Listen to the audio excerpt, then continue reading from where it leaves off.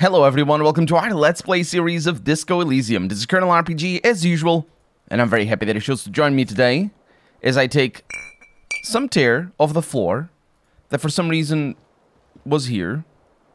I found a lot of it, I found some of it at the end of last episode. And I was oh there it is, there's another one. And I was looking around and I don't understand why I didn't get it all. I mean, it's everywhere. Then when I say tear, I mean bottles. It's empty bottles of booze. I don't do cleanup. Nobody does cleanup. Look at this thing. It's all broken. So, last episode I said that I was gonna read or finish reading this magazine. It's a magazine. It says it's a book, but there's a distinction between a book and a magazine. At least in my language there is. I'm pretty sure in English there is as well. So, yeah, well, we're not reading that because it's been 2 a.m. for a while, and we might as well stop exploiting whatever is happening, because I don't know what is happening. I'm pretty sure the game just programmed for it not to go past 2 a.m. on the first day. I'm pretty sure it goes past 2 a.m. on other days, but let's see what happens. The bed is cold and not particularly inviting, but it's yours. The sheets look awful. They do. I'm gonna crawl in. The sheets feel at once coarse and clammy against your skin. The bed sags beneath your weight as you stretch out and finally close your eyes. And then, sleep doesn't come. Why? Maybe it's the bed's fault. I'm gonna check the pillow. Its synthetic filling has separated into hard lumps. The pillowcase smells oddly. Smells of alcohol and sweat and grease. I'm gonna check the blanket. It barely covers your toes, stretching over your soft belly. This is your body here, intimate and warm, breathing. A bit tense in the muscles. Relax. I'm gonna roll over to the other side. It's a little better. Colors, scenes, and half-formed phrases still litter your mind. Part of you is still trying to solve the case, isn't it? Who killed him? Who? Something to do with, what was it that the lieutenant said? Union? And it's gone again. Your thoughts lost between the slowing brain waves. No more thoughts. Fall asleep now.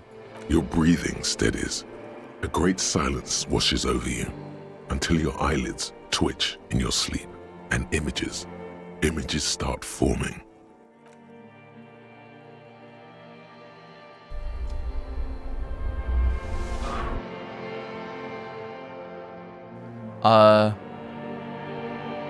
Oh, I forgot about this. I completely forgot about this. I think this was in the original game. It's not a final cut sort of thing. Yeah. Yep, it definitely was in the original game.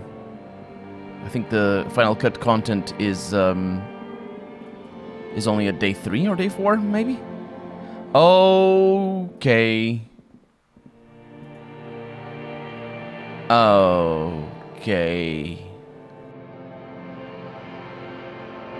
Do you remember the scent of your childhood? I remember nothing. Do you remember your wife's hand on your face? You said... who? Do you remember the warmth of her thighs between her legs and in her mouth? I... left. Oh no, funky baby, you stayed. It was the rest of it that left, while you just stood there with one hand on the bottle and the other on your dick, watching it go.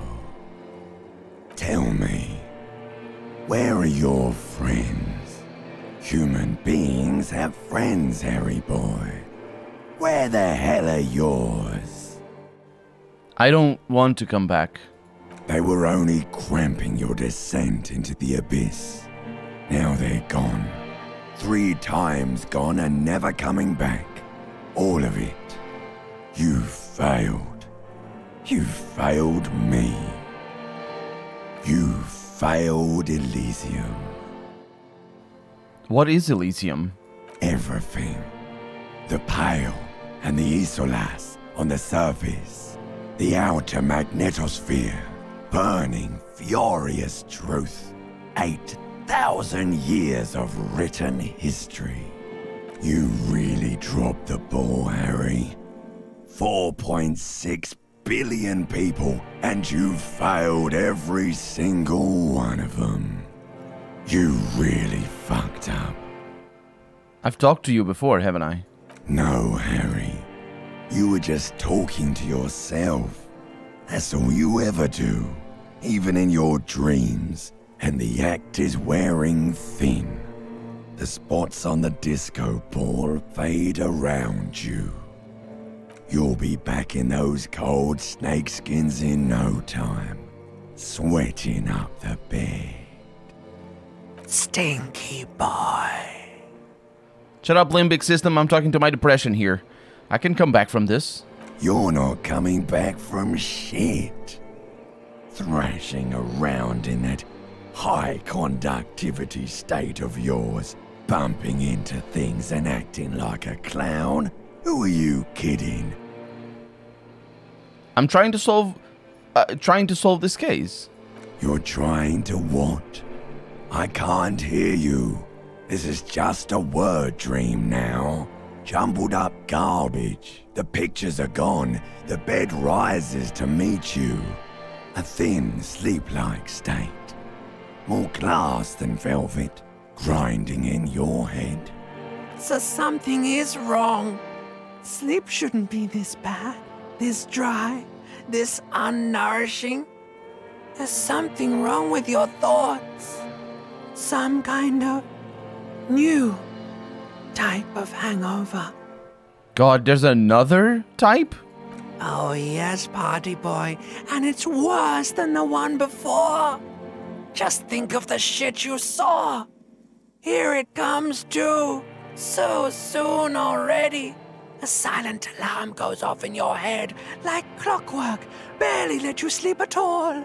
Time to get those clothes on, Harry. Time to go to work in the shit factory.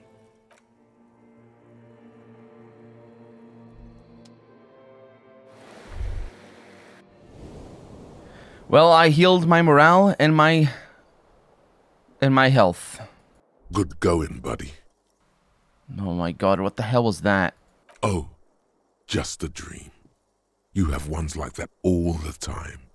You feel even worse this morning than you did last night. What the hell's going on with me? You mean, why are you so tired? Too tired and down to even think? It is worrying, isn't it? You can't be a detective like this. Detectives need to be able to think. Nah, that's not it. Really, I feel super good. That's not really true. Your heart has finally pumped all the speed out of your system, Buster. Time to get some more. You're too weak to say no now. Waking up is the worst part. Maybe somewhere down the line you could decline. That's our volition failing. Wait, what is speed? Speed is a potent central nervous system stimulant.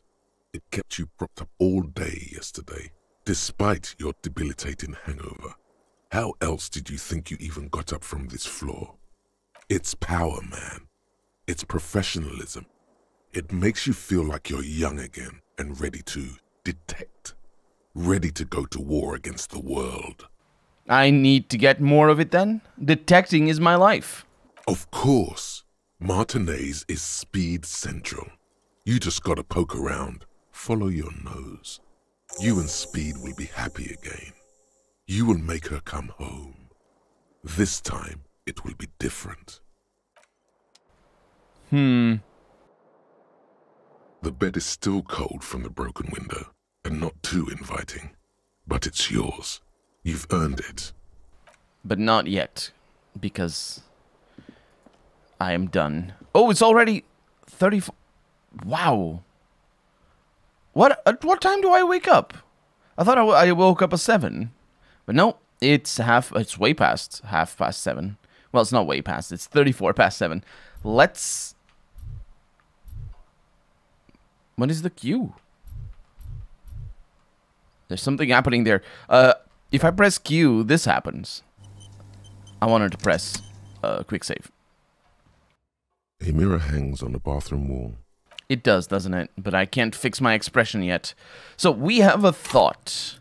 And we don't have skill points, as far as I can tell. Because we're working on another thought. Find speed and sniff it. Kuno probably can help me there. We are still working on the Kingdom of Cautious. Nighttime doesn't work for that. That's very... yeah. And actually, we don't have a thought. We have a quest. And that's what I got. Let me just make sure there are no more bottles here. I don't think I'm going to be able to fix anything of the room. The window stands broken in its frame. It's fine. Oh, no, don't run. Well, I don't think it makes a difference. I wish it made a difference. Reversal zone of control, 0 degrees centigrade. Black ice warning. Yep. Anything below 4 is already enough for black ice to form. So... maybe I should go and say hi to Kim? He's probably woken up already. Oh, I can't even knock on the door. We have a lot of things to do today. It's a bright, fresh day. The door is closed. Yes, but if I try the handle, it's the same. So, let's go.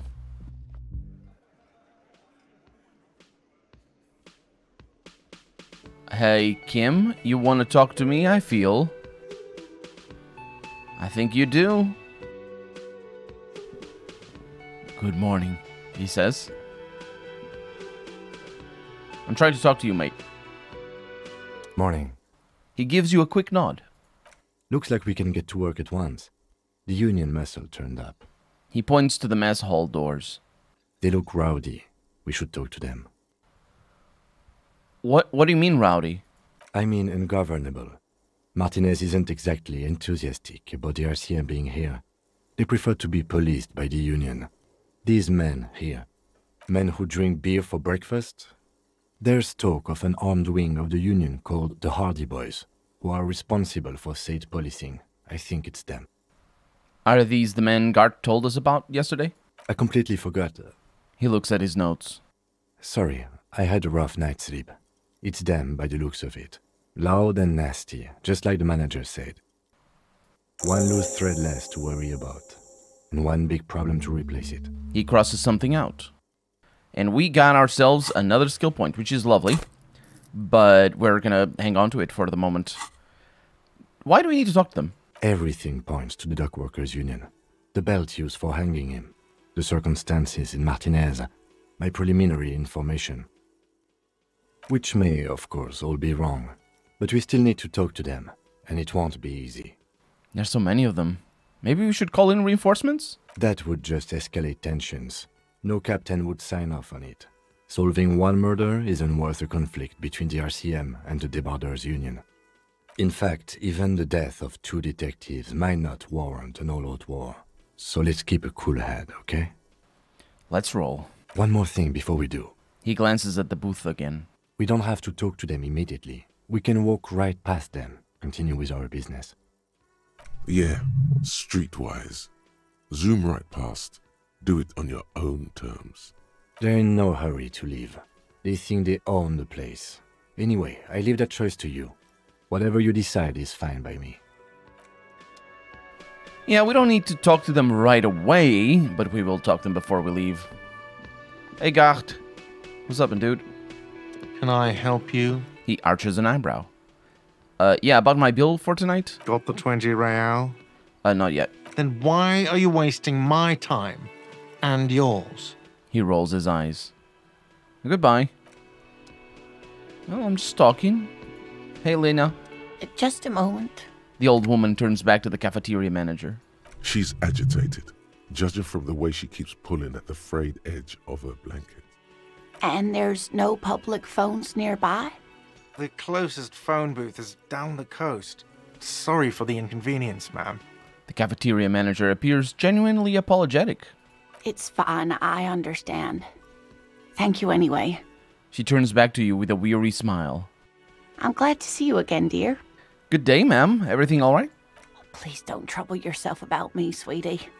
I was just hoping to make a call, but the Whirling's phone line isn't working. The union office probably has a phone, but I can't really get there. Or to the phone booth down the coast. And Gary's phone is dead too. She sighs. Wait, what's wrong with the phone line? The manager was vague about it. She frowns. Why would he be vague about phone problems? This is something to look into later. Ask God, maybe. Yeah. Why did you need to use the phone anyway?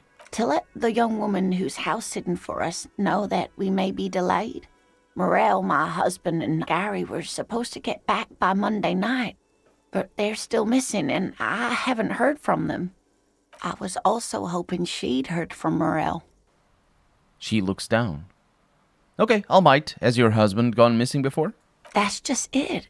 This isn't like him at all. He always plans his expeditions so carefully. A cold breeze hisses through dense thickets of reeds. Something sweet in it, somnolent. A damp chill goes down your spine. When you look around, you're still in the whirling in rags. But you have more important things to worry about. She glances out the window towards the bay. What is this expedition your husband was on? Just some field work, sweetie. Morel is a highly trained scientist. He and his assistant Gary are studying an extremely rare species of insect. But they should have returned by now. They were just going down the coast across the water lock to set a few traps. He said they'd be back on Monday. She sighs. What could be keeping them? The water lock, that was broken. Could this be it? Oh. Yeah. Wait, who's this Gary person? Do you trust him? Oh, sweetie, it's nothing like that. She smiles. Gary's as loyal as they come. I trust him with my husband's life any day. The water lock to the other side of the coast is broken. They're probably just stuck over there. Oh my. What happened to the water lock? Probably just some technical problem. Well, whatever the cause, I'm thankful. She turns to the lieutenant. To both of you, you've spared me another sleepless night. You're welcome, ma'am. I hate to ask, but if your investigation takes you to the other side of the coast, please do keep an eye out for my husband. And if you see him, let him know Lena is waiting for him here at the Whirling. He gets so tangled up in his work that he may not know the water lock's been repaired. And it's cold out there. If I see him, I'll let him know you're here. When or if I get there. Oh, you're such a dear. Thank you, sweetie. So your husband is some kind of scientist? Oh, yes. She says with a pinch of pride. A zoologist. A cryptozoologist, to be more precise. What is cryptozoology?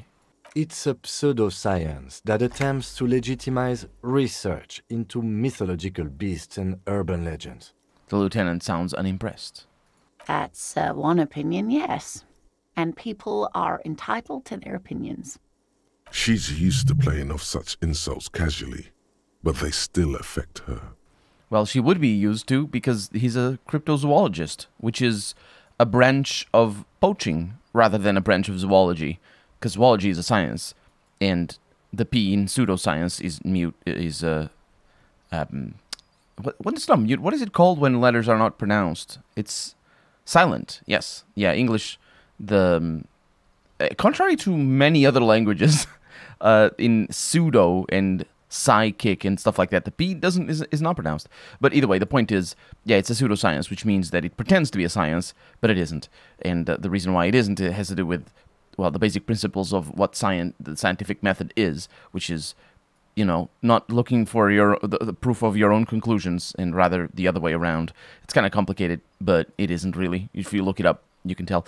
But more, I suppose, to the point, cryptozoology is just you basically looking around to see if you can find, mythical creatures, which, as I say, is an offshoot of poaching because it requires poaching techniques and tracking techniques and a bunch of other things. And poaching is a sport or just a it's just a kind of subsistence method. But yeah, it's not a science. There are throughout history. There's a lot of I suppose species that were found through cryptozoologists. Well, not through cryptozoologists, through poaching, and there are some species that were found by cryptozoologists or by what would today be considered cryptozoologists. I think a good example or a recent example is is it the gorilla? There's a big ape that was found like 30 or 40 years ago, and people were talking about the big ape, or that particular big ape, for centuries, and for a long time. It's a Central African big ape. I don't remember exactly the name of the one, but it's usually an example given to legitimize cryptozoologist as a science when it isn't. It doesn't legitimize it as a science. It legitimizes it as a useful thing. There are things that are useful that aren't science, and cryptozoology could be one of them because it is just poaching. And obviously, if you go around and try to find undiscovered creatures, that's nice. Just make sure you don't damage anything. My apologies, ma'am. I did not mean to undermine your hobby. It's not a hobby, dear. It's a subfield of zoology. One specializing in animal species that are so exceedingly rare that many assume them to be extinct or even fictitious. You see that there's a subfield of zoology that does specialize on extinct species. And I don't know the name of it, but it's definitely not cryptozoology because it's not a subfield of zoology. It's like saying astrology is a subfield of astronomy, which, no, it isn't. Searching for such species called cryptids is difficult and often thankless, and frankly, many scientists are too lazy to do it. Universities these days are rarely interested in supporting real research. Maybe I could convince her to tell me about some cool cryptids. Yeah, let's go with that. Suggestion is relatively high. 72% chance. I have +1 because she's less worried about her husband, and I have a +1 because I have the green ape. You're an enthusiastic idiot, but you're still an idiot. Thank you, suggestion. That was your failure. I want to know everything about cryptids. Living cryptids, extinct cryptids, marine cryptids, land cryptids. Bring it on. We don't have time for Cryptozoology 101. Let's get back to work, shall we? Okay, Kim, I'll come back to this one. You know how this game works. Anyway, tell me more about Morel. Looks, character, your relationship. Oh dear, I'm not sure where to begin. What does your husband look like? Well, his expression is slightly grumpy, but his eyes are always bright and curious, like a small boy's. And his palms are quite coarse from all the field work, but he's quite gentle. Okay, let's try again. If I were trying to meet him on the street, what would I look for? Oh, well, he's a bit shorter than you, but with a larger frame, and he has longish white hair, usually a bit uncombed. You might say wild, even. The lieutenant pulls out his notebook and begins jotting down the woman's description. One other thing, he'll likely have all kinds of field gear on him, even if he's not out in the reeds, just in case. How long have you been married? We'll be celebrating our 16th anniversary this autumn. Her smile is soft. Not the most numerically satisfying anniversary, but I like the less obvious milestones even more somehow. How did the two of you meet? Via dating agency, I'm ashamed to say. I was looking to get back into the scene after recovering from my accident, and he'd just divorced. We hit it off, and, well, here we are. She smiles wistfully. She's skipping over some important parts. Perhaps you'll find out more later. Yes, I will. In a very, very amazing dialogue later on. I think I have all the information I need for her right now. Let's move on. I hope I've been useful. Yes. Tell me more about this rare insect your husband is looking for. Oh, sweetie, it's fascinating. She catches herself. But I shouldn't bore you with entomological minutiae. The lieutenant gives you a sideways glance. No, I want to hear about the insect. Well, She hesitates. It's a phasmid, technically, but where other phasmids imitate sticks or leaves, this one's a living reed. It disguises itself among the reeds here on the Insulindian coast. Hence its name, the Insulindian phasmid. Perhaps you'll end up co-discovering the phasmid with us, officers. She looks you in the eye and nods thoughtfully.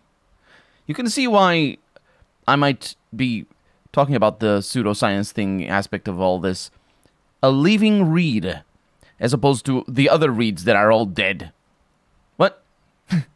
What are you talking about? That's not, like, sure, whatever. Scientists can say unscientific words and descriptions. It's totally fine. She's just not a scientist, and neither is her husband. I knew it. The lieutenant sighs. We're gonna be chasing made-up insects with cryptozoologists. It's not made up, officer. I can assure you. It doesn't matter if it's made up or not. It's about the methods that you use to find it. That's why it's a pseudoscience. It's simply elusive, so much so that most establishment zoologists doubt it exists at all. What makes you think the phasmid is around here? Well, some teenagers making out in the reeds saw one. They didn't know what it was, of course, but there was a brief article in a local newspaper about their encounter with a ghost insect that looks like the reeds. Gary sent us the clipping.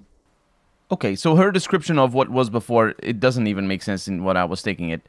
She says that other phasmids imitate sticks or leaves. Oh, wait, the reeds. They're somehow not sticks or leaves. These phasmids imitate reeds. The living bit, it was irrelevant. I thought it was an actual reed that moved around, because that's what the other interpretation for living. It's the moving around. But no, it isn't. It's just an insect that imitates reeds. Okay, it's not an actual reed. It is an insect, because she's taking it. She's saying it like that. So a newspaper clipping is all the evidence you have? Of course, most phasmid sightings turn out to be false alarms, but their description matched the Insulindian phasmid perfectly, and they didn't even know what they were looking at. Enthusiasm has wiped the worry from her face. Her eyes sparkle behind her glasses. You seem really excited about this cryptid. I suppose I have something of a personal connection to the Insulindian phasmid. All scientists have their little hobby horses. So is it dangerous? She chuckles to herself. Not at all. Why else would it hide itself so carefully? Is it valuable? Oh, I doubt it. No one gets into cryptozoology for the money, sweetie. Does it? Well, that's the same for science as well. Does it have cool powers? Yes. It can blend in almost perfectly among the reeds. Her face lights up at the thought of it. It's how it stayed hidden all these years. Centuries, even. That's not special at all. Of course it blends in. Most insects do. You don't even have to be a stick insect for that. Savoir-faire here with a insight. Okay, what's so special about this stick bug then? Oh dear. I'm afraid I'm not explaining this very well. It is very special. The woman's face flushes with embarrassment. Morel can explain it all much better. I wish you could hear him describe it. Then you'd understand, I'm sure. Okay, that's all for now, ma'am. And that's all for this episode as well, because we're out of time for the day. So for right now, I'm Colonel RPG, and this has been Disco Elysium. I really hope you've enjoyed it, and if you did, go ahead and leave a comment, like the video, but above all, thank you so much for watching, and I hope I'll see you next episode. Bye-bye.